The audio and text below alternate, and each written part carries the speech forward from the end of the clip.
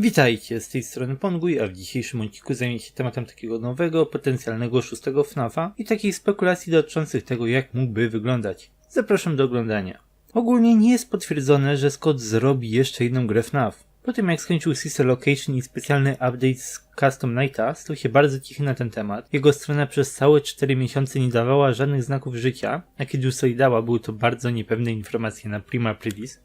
Teraz niedawno po 18 dniach co i dalej się pojawiło, choć wciąż nie wiemy jak to się wszystko skończy. Choć ludzie tworzą już teorie na ten temat, nie możemy być 100% pewni, że taka nowa gra się pojawi. Ale mimo wszystko nie jest to całkowicie bezpodstawne. Zakończenie Custom Nighta sporo nam sugeruje. Ten Springtrap na końcu może wiele znaczyć. Scott dał nam dosyć prosty koncept tego, co się dzieje po FNAF 3, po pożarze. Mike w stroju Springtrapa rusza po swojego ojca. Nie znamy jego intencji, raczej brzmią groźnie, niebezpiecznie, ale wciąż pozostawiają nam one parę pytań. To zakończenie może mieć dwa różne znaczenia z perspektywy tego, co Scott planuje dalej. Może albo zapowiadaj następną grę FNAF-a, która zdaje mi się będzie tym razem całkowicie finalna, albo po prostu wyjaśnia nam tą cutscenką zakończenie FNAF 3. Wyjaśnia nam, co zrobił Springtrap, jaki był jego cel i co się stało po pożarze. Finalna cutscenka w żaden sposób nie musi potwierdzać nowej gry, a być jedynie podpowiedzią fabularną. Ogólnie sporo nad tym myślami, to wszystko wydaje mi się mieć ogromny sens, jeśli zwrócimy tutaj uwagę na Mike Trapa.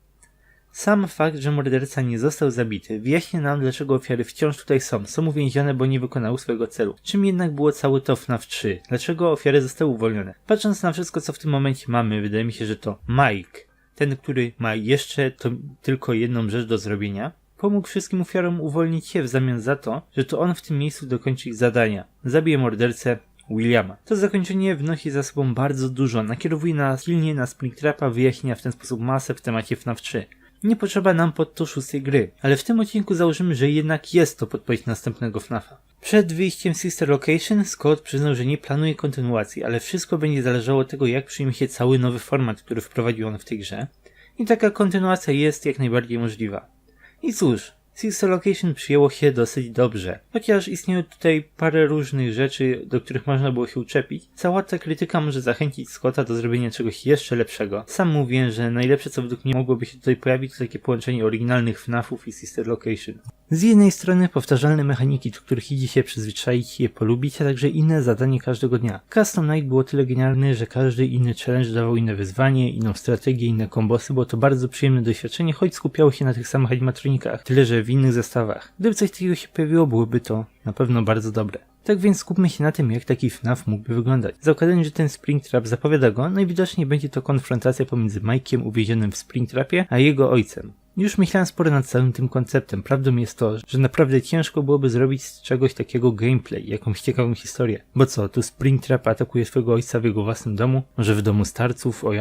Różnica wielka. Jakkolwiek by nie było, nie dałoby się zbyt prosto wprowadzić tutaj żadnych mechanik. Gra wyglądałaby dosyć dziwnie i na dobrą sprawę byłaby to jakaś swego typu powtórka FNAF 3. Jedyne czego oczekuję od tej gry to, żeby była to konfrontacja pomiędzy tą dwójką, która dzieje się w umyśle i wspomnieniach Williama. Miałoby to naprawdę okropnie dużo sensu. I z tego konceptu potencjał dosłownie wylewa się strumieniami. Każda noc może dziać się w zupełnie innej lokacji. Fredbear's Family Diner podczas normalnego czasu pracy, Freddy Fazbear's Pizza podczas dnia, w którym mordował, Circus Baby's Pizza World w ten feralny dzień, kiedy jego córka zginęła. Myk polega na tym, że każde z tych wspomnień jest w pewien sposób zniekształcone przez Springtrapa. Pojawia się tam w jakiś sposób, mówi do Williama. Springtrap szuka ojca, zbliża się do niego, ale nim mu się to uda, w jakiś sposób udało mu się nawidzić jego wspomnienia, grozi mu, znęca się nad nim. Przypomina mu to wszystko, do czego doprowadził. Sądzę, że miałoby to bardzo dużo sensu i Scott na pewno mógłby bardzo ciekawie to rozwinąć. Nie wiem jak działałyby tutaj mechaniki, ale bardzo bym chciał, żeby Springtrap karał ojca tym samym, czym on atakował dzieci. No ogólnie ciężko mi jakoś wyobrazić sobie, jak miałoby to działać, bo wymagałoby to ogromnego nakładu animacji, na które nie stać Click Teama i także dokładnych modeli ludzi, ale naprawdę nie wyobrażam sobie nic lepszego jak to, że Springtrap próbuje zaatakować Williama tylko w przypadku, gdy nikt go nie widzi, gdy jest samotny niczym małe, bezbronne, opuszczone dziecko. Tak samo jak to on sam mordował dzieci w przeszłości. Swego typu kara i zadośćuczynienie za wszystko co zrobił. Powiem, że ostatnio mam pilną wenę na pisanie historii, to prawie 3. z rzędu odcinek, w którym coś takiego małego mam. Napisałem opowiadanie, które mniej więcej wyjaśniałoby działanie właśnie tej mechaniki, ale jedynie pod kątem fabularnym. Możliwe, że zrobię tego więcej, bo już mam na to pomysły. Jeśli tak się stanie, to zapraszam na mojego Wattpada. Ale ogólnie tak właśnie widzę, jak to miałoby wyglądać. W różnych miejscach, lokacjach i wspomnieniach Williama można by zmieścić ogromną ilość fabuły, wyjaśnić rzeczy, które do tej pory nigdy nie rozwiązaliśmy, lub żeby potwierdzić jakieś teorie. Może też z tego zostać zrobione bardzo satysfakcjonujące zakończenie, pokonanie mordercy jego własną bronią. Naprawdę, jeśli Scott zrobiłby coś takiego, jak dla mnie byłby to strzał w 10. Ale jakby taki FNAF się skończył? Ja wyobrażam sobie w ten sposób, że William każdej nocy budzi się zlany potem, zmęczony, zestresowany. Jakby chwilę temu śnił mu się okropny koszmar. No bo właśnie tak było, bądź co bądź. A ostatniej nocy budząc się widziałby tuż przed sobą Springtrapa.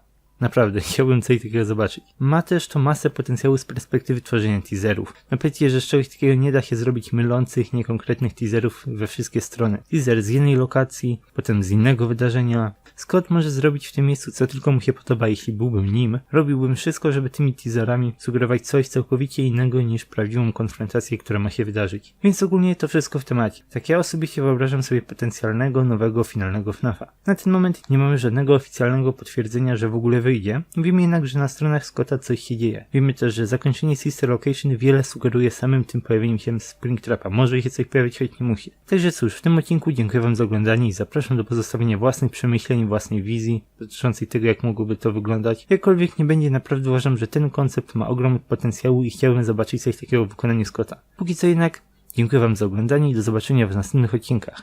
Cześć!